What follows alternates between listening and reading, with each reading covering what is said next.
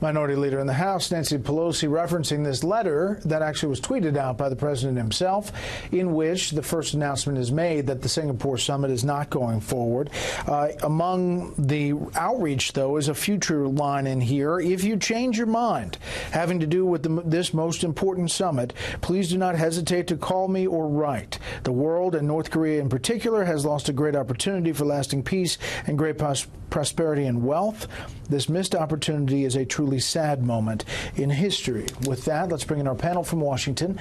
Tom Rogan, commentary writer for the Washington Examiner. Amy Walter, national editor for the Cook Political Report. And Molly Hemingway, senior editor at The Federalist. Tom, your thoughts on how it all came down today? Well, I think the basic point here is that President Trump is leaving clearly opening towards continuing this summit on June 12th as had previously been arranged. And I think actually, in my impression, that is what will happen.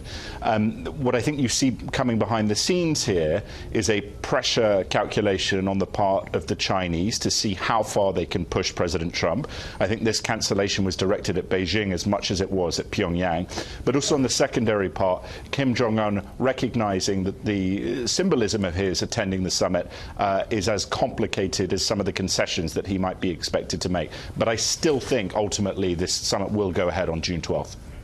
Well, to that point, Fox News alert here, according to Reuters, just within the past few seconds, North Korea says Trump's decision to scrap U.S.-North Korea summit is not in line with the world's wishes, and North Korea saying it is willing to resolve issues with the U.S., according to state-run media.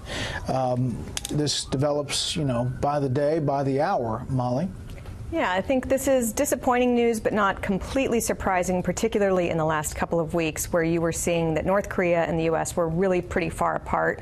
North Korea was proposing something more along the lines of what we've seen in past decades, where they have an aspirational pledge that they will eventually denuclearize. And the U.S. was saying that's not going to work anymore. We want it up front. We want accountability. We want a clear timeline. So they were far apart, and we'd heard that communications had really broken down. But I agree with Tom. This is not the end of the line. This is part of the negotiation process. And so what will be interesting, and what's interesting about this Reuters report, is I think people were careful to see whether North Korea would say, we do want to make this happen and we're willing to work toward it, or if they would respond with their old pattern of missile tests and other belligerent attitudes. So, but it's a long ball game still. Yeah, Amy, we're now getting officially from the South Koreans, Yan Hap, that North Korea is willing to talk with the United States anytime in response to this decision to pull out of the planned summit, saying that they want to resolve the issues. So I guess, you heard Senator McConnell earlier say the next step is North Korea's, and it seems like this is They're taking that step. Yeah, this is what I'm fascinated to watch is the way in which Americans are reacting to this. Take away just sort of the back and forth here in Washington. But in polling, what we've seen in the last couple of weeks is that across the board, this is Republicans, Democrats, and independents, we're giving the idea of a sit-down between the president and Kim Jong Un high marks. They liked this idea. And in fact, in the last CNN poll, the president's handling of Korea was the thing that people saw as the most positive thing he was doing. He got his highest marks on this. So I think overall, what the American public is saying is, we kind of like this idea. We don't really know where it's going. We've never seen anything like this before, but let's try it.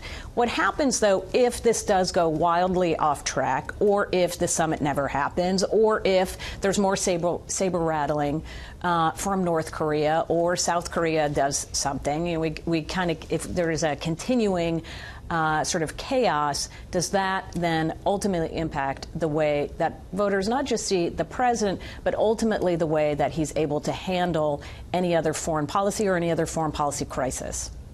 Right. Tom, quickly wrap this up. Yeah, look, I think the North Koreans know that they have an interest in at least sitting down at the summit. Beijing wants that. They want to see if Trump is malleable. The letter suggested he is not. I think it goes ahead, and I think ultimately that message that we've just seen there is that is as nice as it gets from the North Koreans. So, cause for optimism. That's a love letter, right? Panel, thank you.